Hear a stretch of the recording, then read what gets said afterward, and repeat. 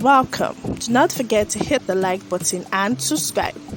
Exclusive. Candidate Professor Uche Ikone, even as his senatorial ambition is under threat, courtesy of Enyinaya Abaribe, the incumbent Abia South senator, who is running on the platform of all Progressive Grand Alliance, which is APGA.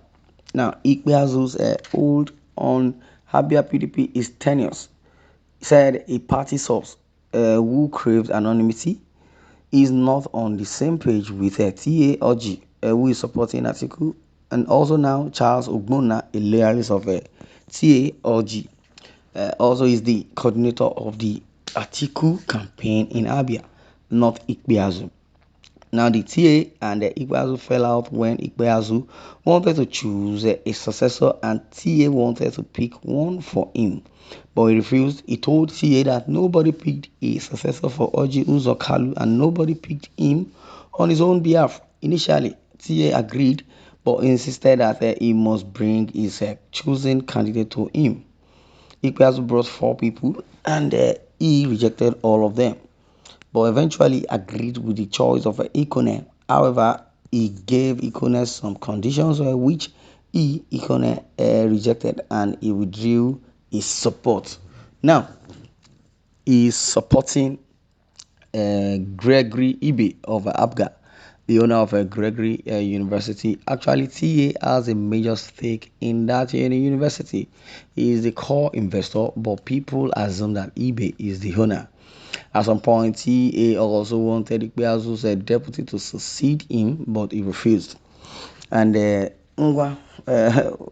people also did not want the seat to return to the north.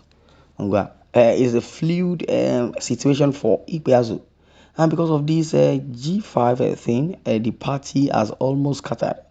He would find it difficult to even win the senatorial election because Abaribe is stronger. Now, we hear that Ikone suffered partial stroke because TA is not backing him. Well, and Ikpeazu is not bringing money for campaign. But I hear that they want to do vote buying on election day, cause crisis in places. Pardon. Those crises in places they are not popular, and also try to manipulate the INEC BVAS. Well, beyond party politics, Ikpeazu is also generally unpopular in the state.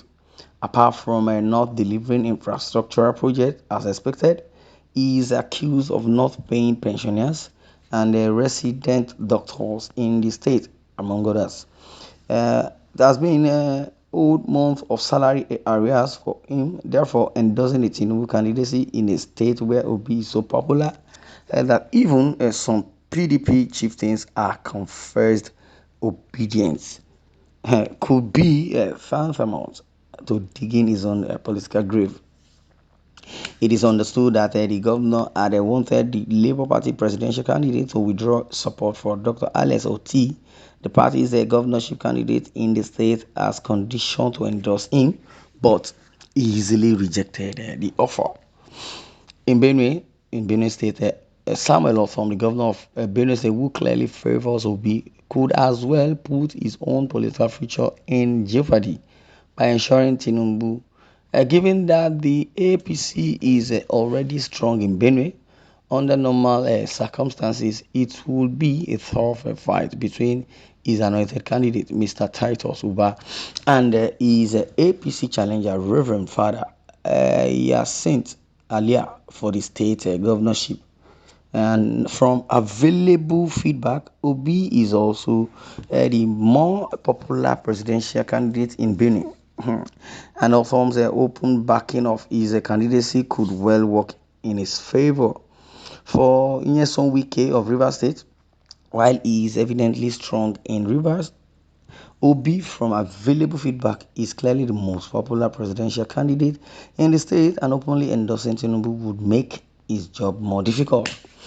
Makinde, on the other hand, being from the same zone as the APC presidential candidate, where obviously he is favored to win, is more favorably because of the disposed to endorsing him, but could not could not get his commitment to back his own re-election bid. Given that the APC also has a strong governorship candidate in Teslim Folari in the state also, the governors could not simply agree on who to support. A close aide of Governor Wike confided in a business hallmark. Initially, most of them favored Obi, given also the fact that he is just a candidate.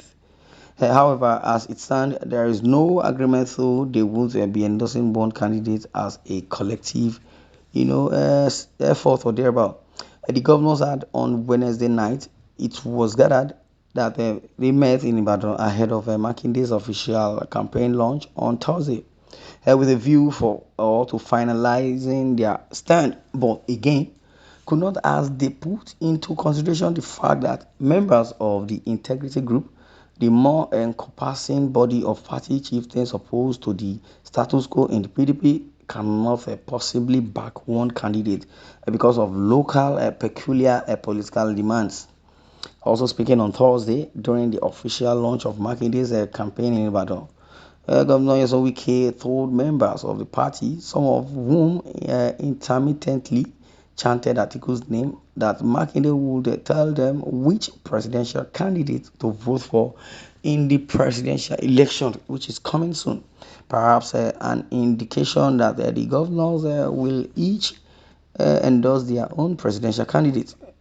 Governor Sheyi Makinde has done well. The only way is for him to go back to complete the good work he has started. I vote for Governor Sheyi Makinde, vote for all the candidates on the platform of the party. But the other one, Sheyi Makinde, will tell you, we believe in justice, fairness, honesty, and equity. Ends are reason for urging you to support the just governor God has given you in your state. Makinde has done well since 2019, and the only way to appreciate him is to return him to government and also to enable him complete the good works he had started. You're listening to Independent TV7 still. Wow, this is very, very long. Allah. Well, time may not permit us to go further. This is where we're going to draw the curtain. I really appreciate this is Independent TV7. Don't forget to subscribe and also don't forget to share this so that others can be aware. Thanks for listening and God bless you.